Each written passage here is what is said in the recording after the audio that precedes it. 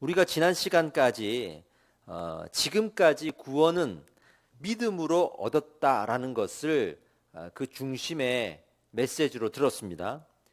그리고 그 믿음으로 얻는다라는 것에 대해서 많은 방해되는 생각들이 이 이스라엘의 유대인들에게 있었고, 그것이 얼마나 큰 좋지 않은 악한 영향력을 행사했는지도 알았습니다.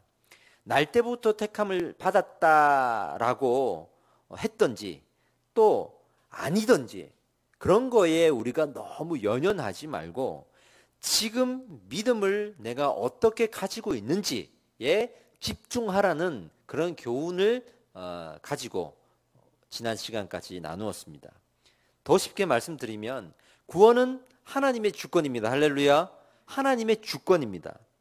그 주권을 가지고 믿음이 있는 자에게 그 구원을 허락하신 것이지, 우리가 믿었기 때문에 우리의 공로나 어떤 노력을 했기 때문에 우리가 그 구원을 얻어내는 것, 또는 우리가 그 취하는 것, 우리가 구원을 해내는 것, 이런 개념이 아니라는, 오직 하나님의 주권에 있다라는 것이 계속 강조되어 왔습니다. 로마서에서는 이 부분을 아주 많은 분량을 활용해서 강조하고 있어요. 그만큼 우리가 구원의 방법이 믿음이라는 것에 대해서 생각보다 많이 거부하고 있고, 앞으로 시간이 가면 갈수록 거부되어질 것이다. 이것이 성경의 예언입니다. 또 그만큼 우리가 구원의 주권이 하나님께 있음을 거부하고 또 앞으로 계속 거부해 나갈 것이다 라는 것이 이 성경의 예언입니다. 그리고 로마서 시대가 지난 지금도 이 문제가 고스란히 지금 우리 이 믿는 자들 속에 있다라는 거예요. 아직도 해결되지 않고 아직도 논란이 있다라는 거예요. 이것이 성경의 예언이 그대로 이루어지고 있음을 또한 말해주고 있죠. 그만큼 이것이 중요하다. 그만큼 중요하다. 그리고 9장에서 들어와서 이를 더 정리해 주는데, 지난주에는 전반부로 구원의 방법에 대해서 말했고요. 오늘 이제 후반부로 가서 하나님의 주권에 대해서 정리하는 시간을 가지게 됩니다. 먼저 전반부에서 말한 믿음으로 구원을 받는다라는 것에 대한 반론을 이렇게 정리를 합니다. 육적 이스라엘뿐만 아니라 영적 이스라엘을 의미하는 내용이라고 지난 시간 얘기했죠. 그죠? 이스라엘을 택했지만 태어날 때부터 이스라엘의 민족, 처음에는 그 택함을 가지고 구원을 하셨지만 점점 시간이 가면 갈수록 육적 이스라엘의 혈통을 통해서 구원하시는 것이 아니라 이방인들까지도 어떤 민족이든지 믿는다면 믿는 자를 구원하시는 하나님의 이야기들을 우리가 계속 들어왔습니다. 바울이 이렇게 반문합니다. 이런 하나님의 주권적인 선택에 대해서 어떻게 하나님께서 잘못하고 있다라고 말할 수가 있는가?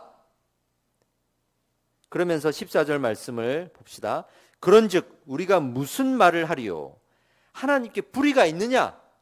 그럴 수 없느니라. 이렇게 반문하면서 이 하반부를 시작합니다. 그리고 하나님의 주권에 대해서 이제 변증하기 시작합니다. 우리 15절과 16절을 읽어봅시다. 모세에게 이르시되, 같이 읽읍시다. 시작. 모세에게 이르시되 내가 긍휼히 여길 자를 긍휼히 여기고 불쌍히 여길 자를 불쌍히 여기리라 하셨으니, 그런즉 원하는 자로 말미암도 아니요 다른 박질하는 자로 말미암음도 아니요 오직 긍휼히 여기시는 하나님으로 말미암음이니라. 이 말이 무슨 말이냐면, 하나님이 우리를 믿음으로 구원하시는 이유에 대해서 많은 논란이 지금 있는 거잖아요. 하나님께서 주권을 가지고 우리에게 구원을 허락하시는 것은 다른 이유가 없어요. 하나님의 긍휼입니다. 할렐루야. 하나님의 긍휼이에요. 우리를 불쌍히 여기시는 하나님의 긍휼이에요. 그 긍휼 때문이지 우리의 어떤 노력이 아니란 말이에요. 어떤 공로가 아니란 말이에요. 여기에서 우리의 노력과 공로를 이 구절에서 어떻게 표현하고 있냐면 다름박질이라는 표현을 하면서 우리의 다름박질하는 자로 말미암도 아니다라고 말합니다. 그러니까 우리가 구원으로 선택받는, 우리가 구원을 받는 오직 유일한 이유는 하나님의 긍휼이에요.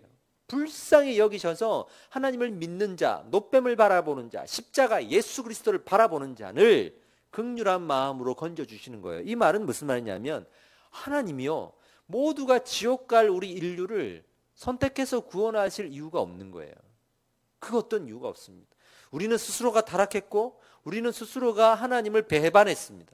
날 때부터 하나님을 모르고 태어나고 나서도 누군가가 전도하지 않으면 하나님을 알지 못하는 그런 악한 세상에서 내가 원죄를 가지고 자범죄를 지어가면서 이 세상을 살아갑니다. 그러니 하나님은 그 누구도 구원하실 필요가 없는 것이에요. 하나님은 사랑이지 않습니까? 아무리 외친다 한들 하나님은 그 주권을 가지고 어떻게 행사하시는지 우리는 거기에 대해서 이유를 말할 수가 없는 거예요. 그러니 우리를 그럼에도 불구하고 구원하신 것은 오직 우리를 불쌍하게 여기신 것이다. 우리가 기분이 나빠서 기분 나쁩니다.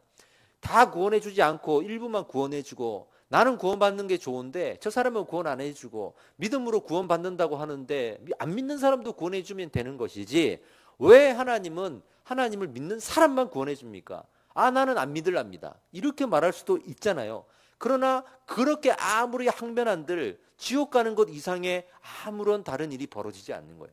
결국 지옥 가는 거예요. 아무리 우리가 항변해도 주권은 하나님께 있는 거예요. 이 세계를 만드신 하나님께 있는 거예요. 그래서 내가 기분 나쁘다고 지옥 가겠다면 지옥 가야 되는 거예요. 거기에 대해서 하나님이 끝까지 우리를 설득시키시고 우리 앞에 사울이 바울이 되었던 성령의 역사를 일으켜서 우리를 돌이키실 이유는 없다는 거예요.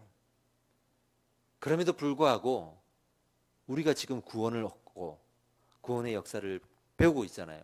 하나님의 긍휼입니다. 하나님의 긍휼입니다. 유대인들이 끝까지 내어놓지 못하고 있던 고집, 그것이 무엇이냐면 이스라엘만을 위한 하나님, 이스라엘만을 구원하시는 하나님이었어요.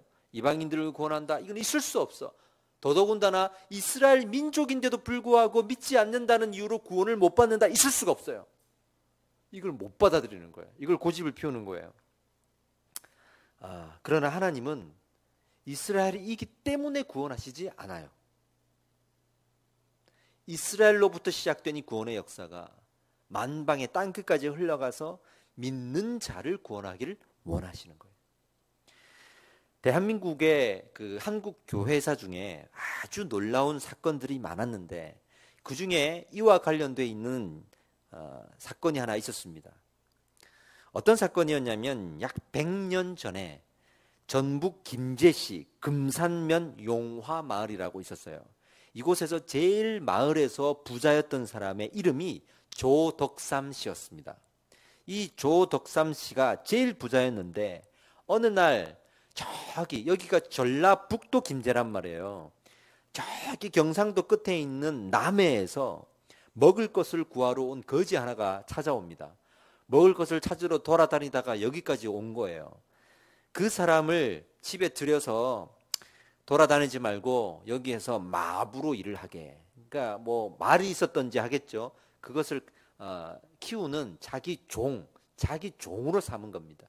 여기서 밥은 먹게 해줄 테니까 이 일을 하라 이러면서 자기 집에 들인 거죠. 그 종의 이름이 바로 이자익이라는 사람이었습니다. 이자익. 그런데 이 두 사람이 같이 길을 걸어가다가 선교사님을 만나게 되는데 그 선교사님이 테이트 선교사님이에요. 그리고 그 자리에서 복음을 듣습니다. 그리고 이 두 사람이 동시에 예수를 그리스도라 고백하고 그 전도의 열매가 되어버립니다. 그래서 이 테이트 선교사님이 교회로 이용할 수 있는 공간을 찾는다고 하니까 이 조덕삼 씨가 자기 집을 교회로 내어줍니다. 그래서 그 교회가 바로 금산교회가 되어서 그 전북 김제에 지금도 유적지로 남아있는 최초의 교회가 되는 것이죠. 그리고는 이 하인 종이었던 이자익에게 예배를 드리고 성경을 배울 수 있도록 허락을 합니다. 그리고 두 사람이 같이 성경을 배웁니다. 여기에서 예배가 드려지고 사람들이 모입니다. 3년의 시간이 지났을 때 이제 장로를 뽑아야 되니까 장로 투표를 하는데 공교롭게도 두 사람이 후보에 똑같이 올라옵니다. 하나는 주인이고 하나는 종이란 말이에요. 그리고 투표가 진행이 되었는데 놀랍게도 주인인 조덕삼 씨를 제치고 하인이었던 이자익이 투표에 더 많은 표를 얻습니다. 그랬더니 이 조독삼 씨가 어떻게 했냐면 그 사람들에게 오히려 잘 되었다. 이 사람은 나보다 설교도 잘하고 나보다 성경도 더 잘 아는 사람이니까 합당한 사람이 뽑혔다라고 오히려 칭찬해주고 그를 먼저 장로로 세웁니다. 그리고 시간이 흘러서 3년이 지났을 때 그때 비로소 주인인 조독삼 씨가 장로가 됩니다. 근데 또 놀라운 일이 벌어지는 것이 이미 장로가 되어 있던 이 자익을 신학교로 보내어서 목사로 살 수 있도록 임명합니다. 그리고 신학교를 졸업했을 때 자신이 있던 그 금산교회의 2대 담임 목사가 되도록 적극적으로 초청을 해서 결국에는 자신이 하인으로 데리고 있던 사람이 자신의 교회, 자기가 장로로 있던 교회의 담임 목사가 되는 우리나라의 손에 꼽을 만한 놀라운 일이 거기서 벌어집니다. 집에서는 자기가 주인으로 섬겼던 사람이 교회에서는 자기가 장로가 되는 이런 놀라운 일들이 벌어진 겁니다. 이 역사를 우리가 되새겨 봅시다. 성경에 먼저 된 자가 나중되고 나중된 자가 먼저 된다고 했는데 이건 구원에 대한 하나님의 말씀이에요. 뭐 지금 좀 열심히 하는 사람이 나중에는 뭐 안 되고 이런 얘기가 아니라 구원에 대한 이야기예요. 우리가 구원을 받았다 하나 육적으로, 혈통으로, 직분으로, 관계로 구원을 받는다고 생각하면 큰 오산이라는 거예요. 내가 혈통으로 장로 아들이기 때문에 또는 교회 직분자이기 때문에 내가 사역에 열심히 했기 때문에 내가 헌금을 많이 했기 때문에 내가 목사님과 친하기 때문에 구원을 받는다라는 것은 있을 수가 없다. 나중된 자라도 믿음을 가지는 자가 구원을 받는다. 이 뜻이에요, 이게. 그렇게 우리나라 교회 역사에도 주인과 종의 관계였지만 믿음으로 먼저 담임 목사가 되고 장로가 되었던 이 역사에 또 순종했던 그 주인의 일들, 오직 구원과 하나님의 은혜의 역사는 믿는 자 그리고 믿음이 강건한 자에 의해서 교회에 세워지고 이끌어지고 선택되어지고 임명되어지고 해야 한다라는 이 성경의 진리가 그대로 보여지는 사건이라고 할 수가 있죠. 지금 우리는 어떤 고집을 피우고 있을까요? 구원에 대한 하나님의 주권에 대해서 어떤 고집을 피우고 있을까요? 날 때부터 택하신 자들을 구원하신다라는 것을 악용해서 미운 사람을 향해서는 지금 저렇게 열심히 해도 나중에 구원 못 받을 거야 라고 자기가 판단하는 것. 또 좋아하는 사람은 지금은 저렇게 방황해도 나중에 결국 하나님 부르셔서 선택하실 거야 라고 날 때부터 구원하심을 악용하면서 자기가 판단하는 근거로 삼아버릴 수가 있어요. 절대 그렇지 않습니다.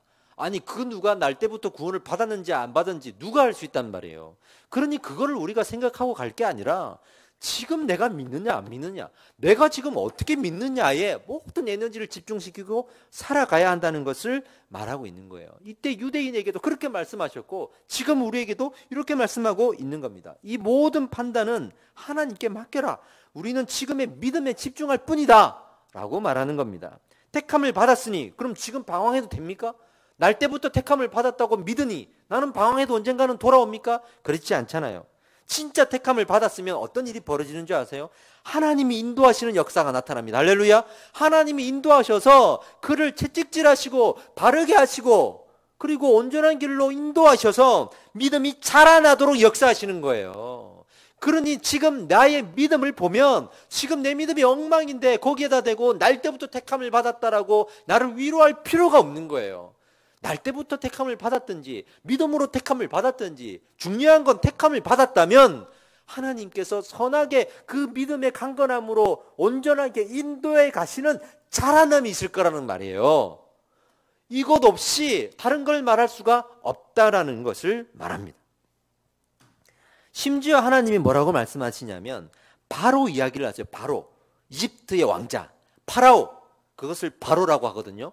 그 애굽이라는 나라의 왕이었던 바로를 향해서 이렇게 말합니다. 17절과 18절을 읽어봅시다. 같이 시작. 성경이 바로에게 이르시되 내가 이 일을 위하여 너를 세웠으니 곧 너로 말미암아 내 능력을 보이고 내 이름을 온 땅에 전파하게 하려 함이라 하셨으니 그런즉 하나님께서 하고자 하시는 자를 긍휼히 여기시고 하고자 하시는 자를 완악하게 하시는.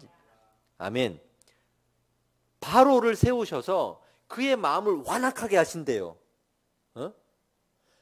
그것까지도 하나님이 주관하신대요. 하나님은 누군가를 세워서 구원받을 만한 자로 인도하실 수도 있고 누군가를 세워서 완악하게 해서 지옥 가는 자로 인도하실 수도 있다. 여기까지 우리 하나님께서 주권을 말씀하시는 거예요.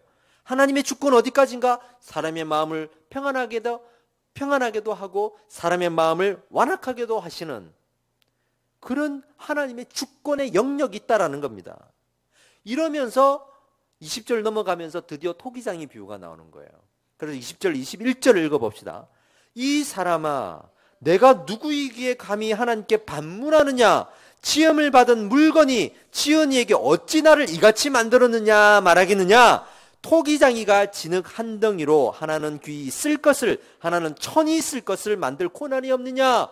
하나님이 토기장이시니까 이 질그릇을 만들든지 그리고 아주 천하게 쓸 것을 만들든지 하나님의 자유인 거예요. 토기장이가 이걸 만들어서 내가 집에 안방에 고이 모셔놓을 좋은 걸 만들든지 이걸 만들어서 요강으로 쓰든지 그건 자기 마음인 거지. 그거를 피조물이 아무리 왜 이거는 좋게 만들고 왜 이거는 저렇게 만들고 왜 저 사람은 저렇게 능력 있게 만들고 왜 저 사람은 무능하게 만들고 왜 저 사람은 잘생기게 만들고 왜 이 사람은 못생기게 만들고 아무리 항변해봐야 그건 하나님의 선택이고 하나님의 주권이고 만들 때마다 다 이유가 있다고 하셨으니 그만한 이유가 있는 거지. 그 이유 이상의 어떠한 항변을 하더라도 하나님은 주권자이시다. 그렇죠? 주권자이시다. 근데 여기서 반문이 생기죠. 어떤 반문이 생겼냐면 그럼 바로는 하나님이 완악하게 하셨으니까 바로는 책임이 없겠네요? 그럼 바로는 지옥 가면 안 되겠네요? 라고 반문할 수 있잖아요. 여기에 대해서 우리가 어떻게 생각해야 되냐면 아니요. 책임은 바로에게 있어요.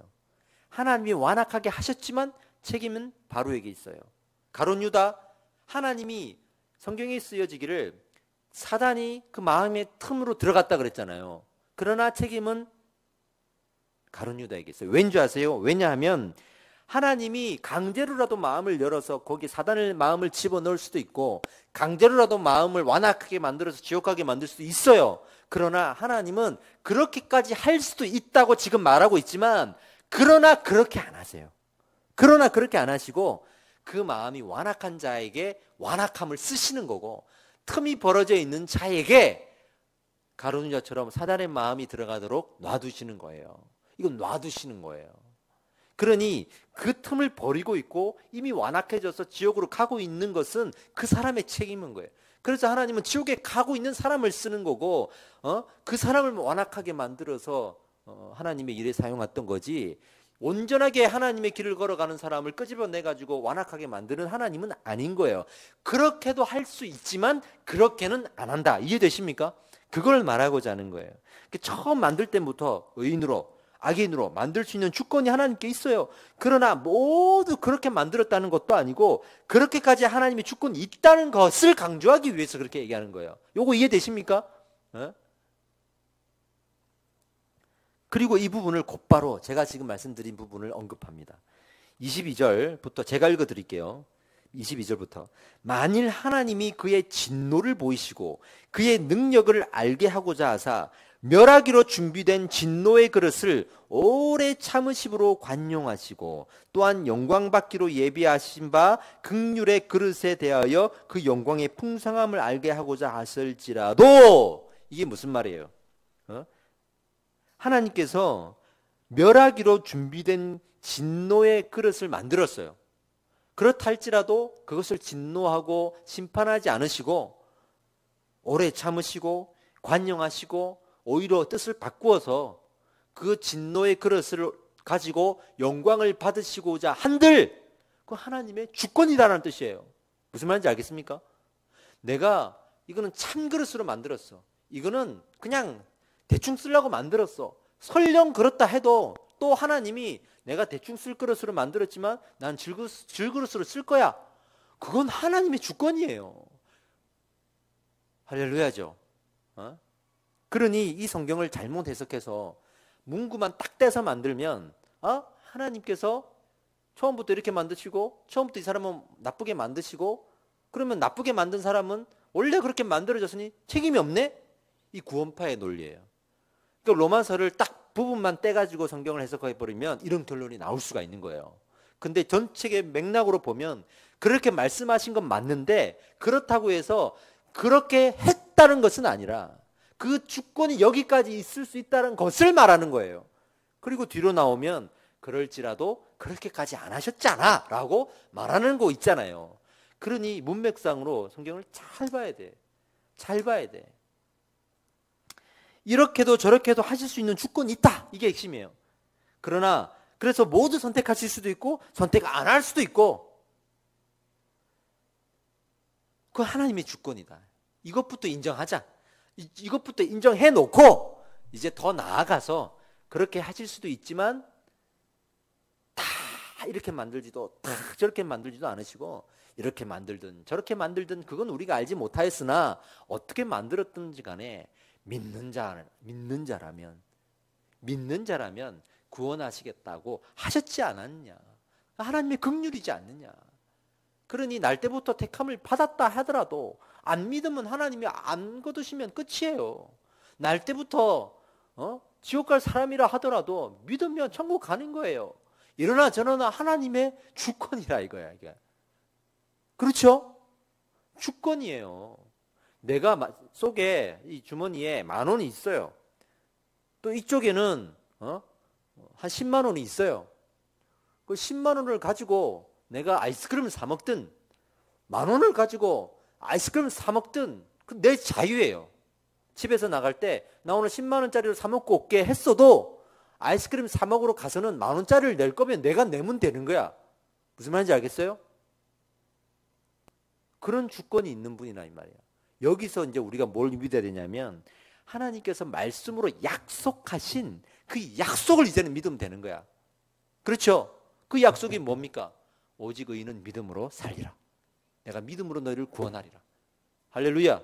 그 말씀을 믿고 우리는 믿음을 가지려고 하면 되는 건데 자꾸만 우리가 혈정으로 나고 육으로 나고 그러면서 다른 이야기를 하게 되더라 이거예요.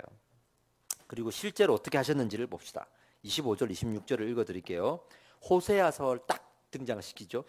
호세아의 글에도 이르기를 내가 내 백성 아닌 자를 내 백성이라 사랑하지 아니하는 자를 사랑한 자라 부르리라. 너희는 내 백성이 아니라 한 그곳에서 그들이 살아계신 하나님의 아들이라 일컬음을 받으리라 함과 같으니라. 호세아서가 뭐예요? 호세아 선지자를 통해서 이방 여인과 결혼하게 하시고 그리고 죄 지은 여인과 결혼하게 하시고 그 자녀들의 이름을 그렇게 지어가면서 유대인들이 볼 때는 도저히 구원받지 못할 사람들인데 하나님은 그걸 구원하시잖아요. 그러면서 뭐라 그래요? 그들이 잘해서 구원한 것도 아니야. 못해서 구원받는 것도 아니야. 하나님이 주권이다 라고 말하는 게 호세아서예요. 그러니 너희는 너희의 믿음에 집중해야지 왜 자꾸 우리만 구원하셨다 그러고 니네는 구원 못 받는다 그러고 니네가 왜 하나님의 역할을 하고 있느냐, 왜 내 주권을 가지고 니네가 지금 판단하고 있느냐 라고 말하는 게 호세아서예요. 네? 호세아서예요. 호세아서의 주제가 바로 그랬던 겁니다. 계속해서 이사야서의 말씀을 끌고 옵니다. 자, 27절 28절 갑시다. 또 이사야가 이스라엘에 관하여 외치되 이스라엘 자손들의 수가 비록 바다의 모래 같을지라도 남은 자만 구원을 받으리니. 그러니까 육적 이스라엘이 아무리 모래알같이 많다 할지라도 믿음 없이는 난 구원 못하겠다 이 뜻이에요. 남은 자만, 이 남은 자라는 이 뜻의 이 단어의 뜻은 영적 이스라엘을 내가 구원하겠다. 유대인으로 태어난 사람을 내가 구원하는 것이 아니라 믿음을 갖고 있는 사람에게 내가 구원의 은혜를 베풀겠다. 이것이 남은 자예요. 할렐루야. 이 하나님의 약속 우리는 믿고 우리는 믿으면 되는 겁니다. 이제 다시 최종 결론을 내립니다. 31절 32절에 의의 법을 따라간 이스라엘은 율법에 이르지 못하였으니 어찌 그러하냐. 이는 그들이 믿음을 의지하지 않고 행위를 의지함이라. 부딪힐 돌에 부딪혔느니라. 그러니까 구원을 자꾸만 믿음으로 받는다고 안 하고 행위로 받는다 그러고, 뭐 해야 구원받는다 그러고, 은사 받아야 구원받는다 그러고, 기적을 체험해야 구원받는다 그러고, 열심히 교회에서 봉사해야 구원받는다 그러고, 그렇게 구원을 믿음이 아닌 다른 것으로 제시를 하는 것들에 대해서 직접적으로 지금 얘기하고 있잖아요. 행위를 의지함이라.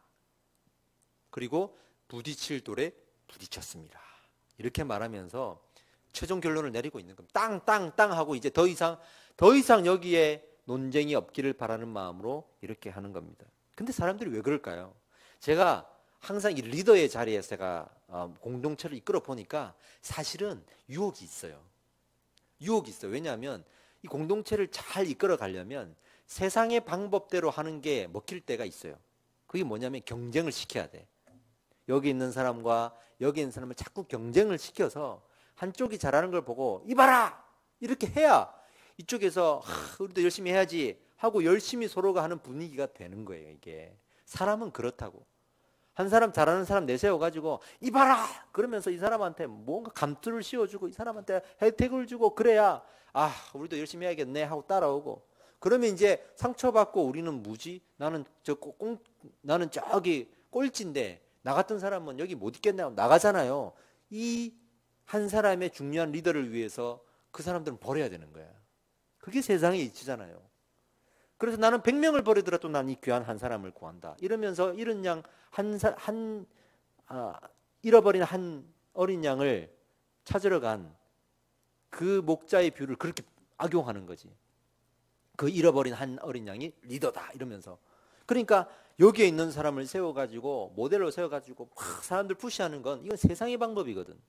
그래 해야 열심히 안 하는 50명은 떨어지고 열심히 하는 50명이 남거든. 그랬으면 좋겠거든. 그 열심히 하는 사람들 남아봐야 같이 품고 사랑하고 가야 되는데 힘들거든. 그러니 어쨌든 뒤에 있는 사람은 떨어내고 앞에 열심히 하는 사람만 우리 옆에 있었으면 좋겠거든. 그러니까 경쟁을 시키는 거예요. 그러니까 줄을 세우는 거야. 근데 지금 이 로마서에서 분명히 지금 얘기하고 있잖아. 그러지 말라. 그건 하나님의 주권으로 하나님이 그렇게 안 한다라고 강조하고 있잖아요. 우리 교회가 그렇게 하면 안 돼. 우리가 그렇게 하면 안 돼. 또 여러분들이 좀 열심히 한다 그래서 그 뒤에 쫓아오는 사람들을 판단해서도 안 돼. 우리가 마음이 아프고 우리가 마음이 쓰여도 뒤에 오는 사람을 품고 가는 게 기독교지. 멋진 10명을 만들기 위해서 따라오지 않는 20명을 버리는 게 기독교가 아니거든 이게. 그러니 우리는 이 말씀을 따라가야 돼. 말씀을 오용하지 말고 이 말씀을 따라가는 거예요. 할렐루야. 그런데 이 말씀에서 기가 막힌 이야기로 마무리합니다. 9장을. 기가 막힌 이야기로 마무리합니다. 33절을 읽어봅시다. 제가 읽어드릴게요.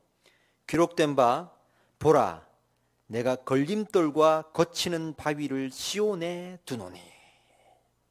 걸림돌과 거치는 바위를 시온에 둔다 그랬어요. 즉 하나님께서 진리를 주셨는데 그 진리를 붙들고 가는 사람에게 시험거리가 반드시 있다라는 거예요. 그게 뭐냐? 그를 믿는 자는 부끄러움을 당하지 아니하리라 함과 같으니라. 이게 무슨 말이냐? 세상은 계속 육적 이스라엘을 고집할 거예요. 그래서 행위 구원을 말할 거예요. 열심히 하는 자가 구원받는다 그러고 줄을 세우고 경쟁을 시키고 열심히 하는 사람들만 교회 남고 무능한 사람들 떠나라. 우리도 사자 돌림만 나중에 남게 하겠다라는 식의 이단과 뭐가 다를 게 있겠습니까? 그렇게 할 거예요. 근데 그런 데가 결국에는 성장할 거야. 왜냐하면요. 실제로 그렇잖아요. 떨궈내고 남을 만한 사람 남아야 잘 돌아가게 돼 있잖아요. 수많은 상처받은 사람들보다 여기에 소수라도 알짜들이 남아야 되잖아요. 거기에 알곡과 가라지를 이제 들이대는 거야, 이제. 그렇게 할 거라는 거예요. 그런데 그런 진리를 붙들고 아닙니다. 기독교는 그게 아닙니다. 진리는 그게 아닙니다. 앞에 서 있는 사람이나 끝에 있는 사람이나 믿음으로 구원을 받고, 하나님은 모두를 사랑하십니다. 하나님은 능력으로 우리를 줄 세우지 않으십니다. 그러면서 가는 사람들이 어려움이 있을 것이다. 그런 세상에서 어려움이 있을 것이다. 잠깐 줄 세우는 그런 경쟁하는 곳들이 잘 되고 그 사람들이 많이 모일 수 있어요. 또 진리를 붙들고 가는 사람이 안 될 수도 있고 어려울 수도 있어요. 그럴 거라고 말하면서 내가 걸림돌과 거치는 바위를 시온에 둔다 그랬어요. 어디에? 시온에 둔다 그랬어요. 진리로 나아가는 그 길목에 둔다 그랬어요. 근데 하나님께서 믿는 자는 부끄러움을 당하지 아니하리라 그러면서 그 걸림돌을 뚫고 가는 자, 걸림돌을 뚫고 가는 자에게 진정한 시온이 무엇인지를 경험하게 하신다. 이럴 때 우리가 어떻게 생각해야 되냐면, 하나님 말씀을 붙들고 진리를 붙들고 내가 갑니다. 근데 왜 이렇게 잘 안 되죠? 하나님 왜 이렇게 힘들죠? 라고 할 때 어떤 생각을 해야 되냐면, 이 모든 상황을 지켜보시는 하나님의 마음을 생각해야 돼. 하나님이 주권 얘기했죠. 하나님이 주권이 있어요. 그래서 하나님이야말로 줄 세울 수 있어요. 하나님이야말로 경쟁시킬 수 있어요. 말하는 사람들 그냥 쭉 보내면 돼요. 너무 쉽잖아요. 근데 하나님이야말로 그럴 수 있는데 그러지 않고 있는 걸 우리가 생각해야 돼. 그거 왜 그러시냐? 그거 왜 그러시냐? 진리에 서 있는 사람들을 이렇게 품고 가시면서도 진리 밖에 있는 사람들을 보시고 딱 끌어내면 니나 내나 편할 텐데, 하나님도 그러지 않으시고 끝까지 기다리시고 끝까지 긍휼로 베푸시고 끝까지 소가리하고 마음앓이 하면서, 아휴 내가 한 번 더 참아야지, 내 진노의 마음이 이렇게 치밀어 오르는데 내가 한 번 더 참아야지, 그러면서 그들을 불쌍히 여기시는 거예요. 불쌍히 여기시는 거예요.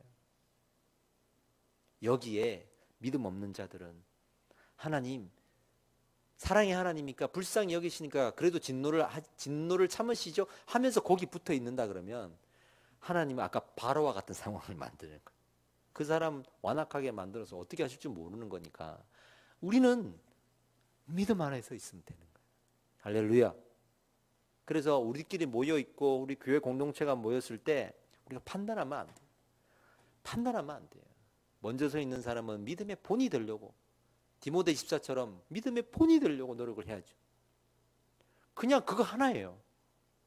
그거 하나예요. 주어지는 게 없어도 열심히 한다고 무슨 대가가 없어요. 그냥 나는 맨날 나만 열심히 하나 할 수 있어요. 그래도 나는 믿음의 본이 되려고 해야 돼. 왜? 그게 기독교니까. 그게 기독교니까. 뭔가를 바라지 말고 하나님 바라보면서 믿음의 본이 되어 가는 거예요. 좀 줄을 세워서라도 내가 좀 드러났으면 좋겠는데 안 한단 말이지. 그래도 그게 기독교니까 그렇게 살아가는 겁니다. 그래서 진정한 줄은요 뭐냐면, 그냥 사람들이 존경해서 세워주는 거예요. 너무 존경해서 세워주면 그때 겸손한 마음으로, 아니야 내가 끝자리 갈게, 그게 진정으로 세워진 사람 아니겠어요? 그렇게 우리가 세상에서 세워지는 사람이 되어야지, 그런 믿음 있는 사람, 그렇게 본이 되는 사람이 되어야 되지 않겠냐고요. 기도하겠습니다.